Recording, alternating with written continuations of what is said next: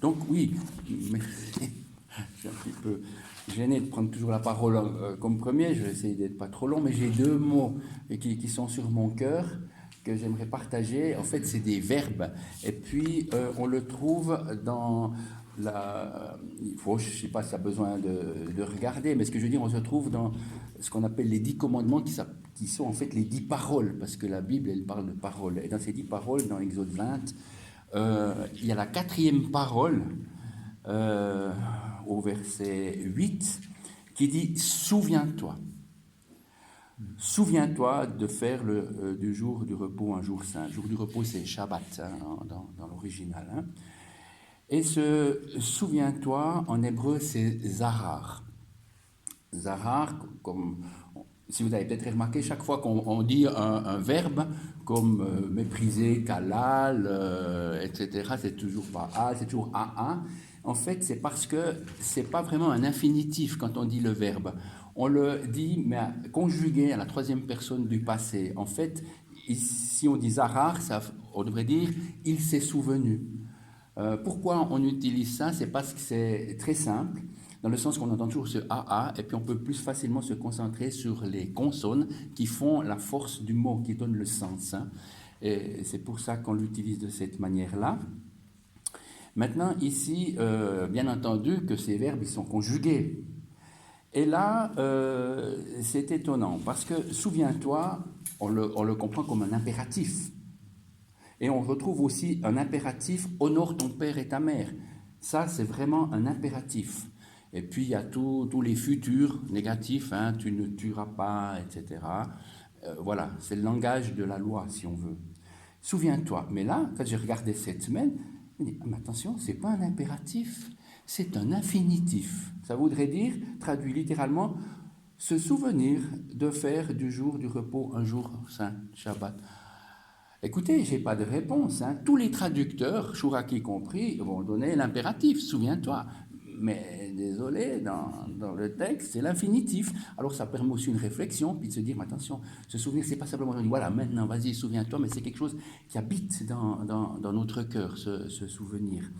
Et on voit que ce verbe est utilisé assez au début de la Bible, c'est toujours Dieu qui se souvient. Dieu se souvient de Noé, il se souvient des animaux aussi. Quand il y a eu le déluge, il se souvient d'Abraham, mais de Lot. Et on voit avec le temps, c'est aussi nous qui sommes appelés à nous souvenir. Donc ce verbe, pour moi, je pense qu'il fait partie de ce qu'on appelle la structure. Dans la Bible, il y a des mots-clés qui donnent de l'ampleur à la Bible au sens et aussi dans nos vies. Et souvenir, c'est pas juste comme ça, c'est vraiment c'est important. Et puis ici, si on voit, souviens-toi du jour du repos, de Shabbat, on peut profiter de faire une petite parenthèse et puis dire oui, Shabbat c'est le 7e jour, comme c'est écrit plus loin, mais pas que. Par exemple, le 14 de Nissan, donc c'est le jour où le sang a été mis sur les linteaux en Égypte, hein, et puis qu'il y a eu cette libération. Le lendemain, le 15, c'est un jour sans travail, c'est Shabbat. Alors, si on prend cette année, pour dire, le 14, c'était mercredi il y a 10 jours. Il faut se rappeler que Jésus est mort le 14, absolument sûr. Hein. Il est mort le 14, et le lendemain, c'est un Shabbat. Et si je regarde dans mon agenda d'Israël, c'est effectivement un Shabbat. Donc, jeudi, c'était Shabbat. Il n'y a pas que le 7e jour. Et puis, le pasteur Fruhin Scholz de Jérusalem, dans son YouTube de la semaine passée, il a poussé la hardiesse, si je peux dire, mais il a certainement de bonnes raisons, pour montrer que le vendredi aussi, le 16 aussi, est un Shabbat. Et effectivement, sur mon agenda, je vois 2 jours rouges, c'était chômé en Israël, juste pour dire. Hein. Et puis samedi, c'est aussi Shabbat. Alors le pasteur Fruginholz, il explique, Jésus est mort mercredi, jeudi, vendredi, samedi, 3 Shabbats de suite, 3 jours et 3 nuits. Voilà. Et le premier jour de la semaine, c'est-à-dire dimanche, qui commence le soir hein, du samedi, il est ressuscité. Voilà. C'est peut-être pas forcément très, très important, mais c'est intéressant de voir quand même qu'il y a peut-être une cohérence et que ça peut varier suivant les années, mais qu'il y a des années où ça pourrait bien tomber avec la date de la mort de Jésus. Mais par contre, je trouve ce qui est intéressant, c'est que Jésus, quand il a institué le repas, hein, il a dit « faites ceci en souvenir de moi ». Donc, quand on prend la Sainte Seine, on fait ça, on se souvient. Et on voit donc de cette importance. Et puis, le brigand qui était sur le roi, sur la croix, il me semble qu'il a dit à Jésus « souviens-toi de moi ». On voit cette réciprocité. Donc, ce souvenir, c'est pas « ah, j'ai oublié, ah ouais, je me souviens ». Non, non, non, non, c'est vraiment quelque chose qui nous habite. Donc, ce verbe zarar est important, puisqu'on en parle encore de la racine. Zain kaf resh, c'est ZK, mais qui se prononce là, et puis R. On le retrouve dans un adjectif. Et cet adjectif, j'en avais parlé, c'est au début de la Genèse, quand on lit que Dieu a créé l'homme à son image, hein, et puis bien sûr, voilà, Dieu créa l'homme à son image, il le créa à l'image de Dieu, il créa l'homme et la femme. Bon, juste, l'homme, c'est pas l'homme, c'est l'humain, hein, ça vient de Adama, de la terre, de l'humus. Hein. Il créa l'humain, au singulier, il les créa. Ça, les traducteurs, ils ne le mettent pas, mais il a créé l'humain, il les créa. Bizarre, hein. Et il les créa Zarar et Nekeiva. Zarar, vous reconnaissez, enfin la racine que j'ai dit avant, hein, de ce souvenir, Zarar. Et là, si on regarde aussi avec l'hébreu moderne, c'est tout simplement masculin et féminin. Il les a créés masculin et féminin, cet humain. Et puis, dis-moi, attends, la racine, parce que dans la racine, il y a une force. Hein. Quel est le rapport entre mâle et souvenir?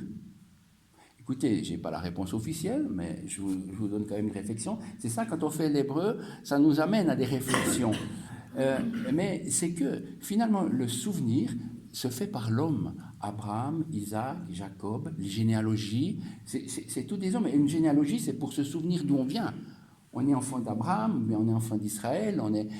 Et donc, c'est ça. On a vu la femme, une fois, qu'elle, ce qu'elle fait, elle façonne l'humain dans son ventre. Avec Dieu. Il y a deux personnes pour créer un humain. C'est une femme et Dieu. S'il en manque un des deux, il n'y a personne. Hein? Mais l'homme n'est pas dans le coup. Oui, il a donné son code génétique, mais il n'est pas dans le coup. Par contre, c'est lui qui va faire la trame du souvenir. Et puis juste quand même pour montrer les choses, si on prend dans Matthieu avec cette généalogie qui commence à Abraham, qui finit avec Jésus, c'est finalement Joseph, époux de Marie, parce que Jésus, il est descendant aussi par comment dire, donc il a été, vous m'aidez, enfin bref, et si on veut, à la fin c'est Marie qui est remis de nouveau la femme, et on peut dire la femme n'est point sans l'homme, ni l'homme sans la femme. À la fin, il n'y a plus ni homme ni femme. Mais enfin, le souvenir, Zarar, je pense que c'est ça. Voilà. Maintenant, je passe au deuxième mot hein, que j'ai dit. Alors, c'est marrant parce que le deuxième mot, il se trouve aussi dans la liste des 10 commandements, donc des 10 paroles. C'est aussi la 4e parole et c'est aussi le premier mot.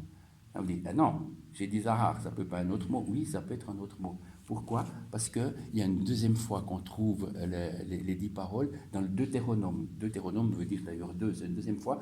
Si on veut, il y a eu les paroles qui ont été données quand ils sont entrés dans le désert, Israël, et puis ça a été répété 40 ans après. Et là, 40 ans après, tiens, c'est plus souviens-toi. Alors, je vais le prendre. C'est dans Deutéronome 5, 12. Attention, respecte le jour du repos en faisant un jour saint comme l'Éternel ton Dieu t'a ordonné. Respecte. Attends, ça joue pas. C'est une très mauvaise traduction. C'est presque un scandale. Aussi, suivant où on peut lire observe, c'est chamar. Le verbe chamar, c'est un mot simple, ça veut dire garder. Garder. Quand vous voyez, Dieu, il garde ton départ et ton arrivée. Chamar. Il ne respecte pas ton départ et ton arrivée, il le garde. Dieu, il garde Israël. Chamar. Et là, je dois dire que les anciennes traductions utilisent garder, hein, donc garde le jour du repos. Mais c'est les traductions modernes qui commencent à en faire presque un légalisme, hein, et ça donne une mauvaise compréhension de la chose.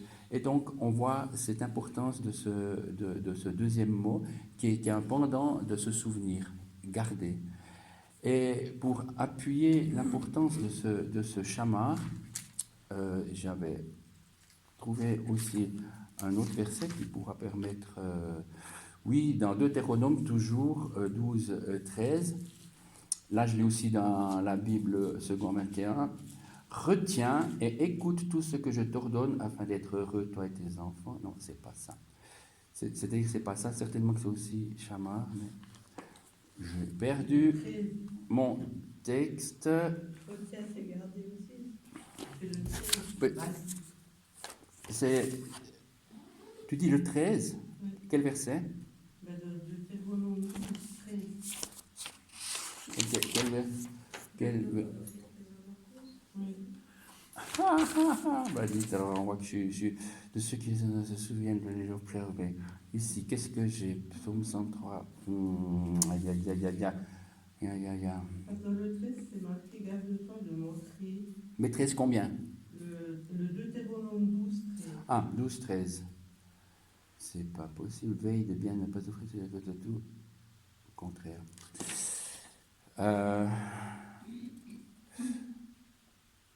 Alors, oui, ben, écoutez, là, maintenant, je crois que je suis en train de retrouver.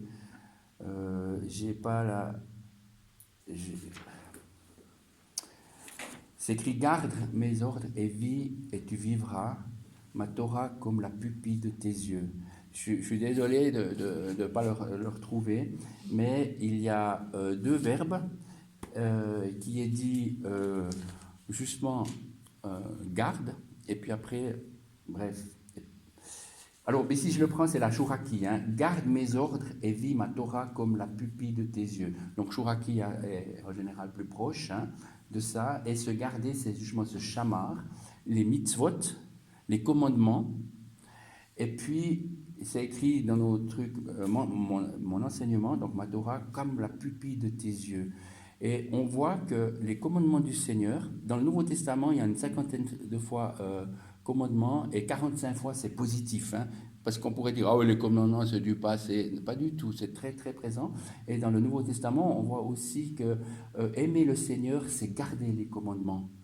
C'est très lié. Et on voit garder mon enseignement comme la pupille de tes yeux. La pupille, c'est la chose la plus délicate de notre corps, c'est précieux. Et on voit que l'enseignement du Seigneur, on doit le garder, donc shamar, comme la pupille